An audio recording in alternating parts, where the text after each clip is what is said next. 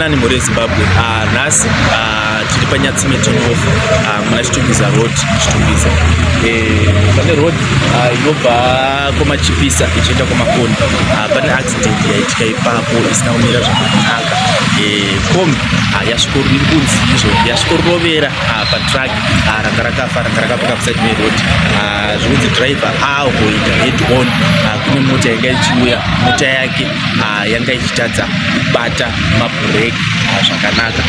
Kombi vanoiziva vemaninja yaenda kutown ndiyo yaita accident. Kombi yaparara but tinotenda Mwari zvikuru kuti driver naconductor vanga varimo vari kunzi vakwanisa kuwana help as soon as possible. Vatorwa neambulance vaendeswa kuChitungwiza General Hospital.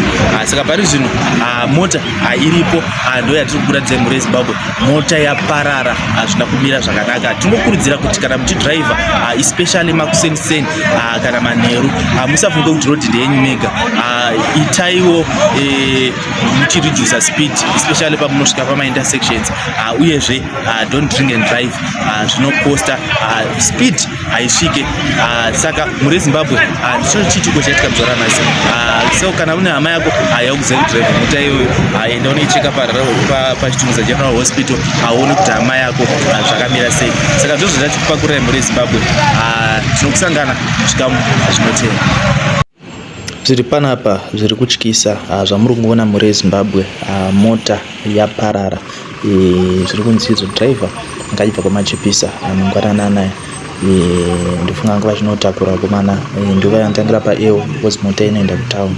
Saka izvo zviri kunzi izvo driver avoida head on nemota yanga ichibva nesaidhi kuMakoni vasarudza kunorovera patrack. Izvi zvinhu zviri kubuda kune vanhu vari kutsanangura nyaya dziri kutsanangurika dziri paground. Hatina kuwana my witnesses anyatsotitsanangurira anga achida kunyatsotatsanangura on camera. Asi takuti mhuri yeZimbabwe zvinhu zvakadai hazvingangoendi tisina kutaura nemi, tisina kukuudzai kuti zvii zviri kuitika, chii chikutora nzvimbo. Asi mota yaparara zvamuri kuona pamavidheos atiri kukupai hazvina kumira zvakanaka. Mukaona mota yarova, mukaona mota yaita sezvayaita izvi panenge pasina kumira zvakanaka. Asi we thank God so much kuti tiri kunzwa kuti driver naconductor vasevhaivha vatorwa vachienda kuChitungwiza General Hospital. Asi chinhu chisina kujairika.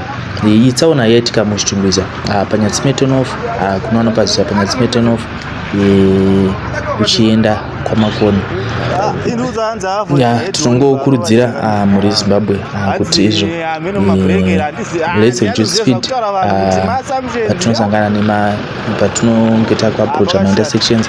Zvamuri kuona izvi so tiri paintersection asi paroratidza kuti mota yanga ichimhanya.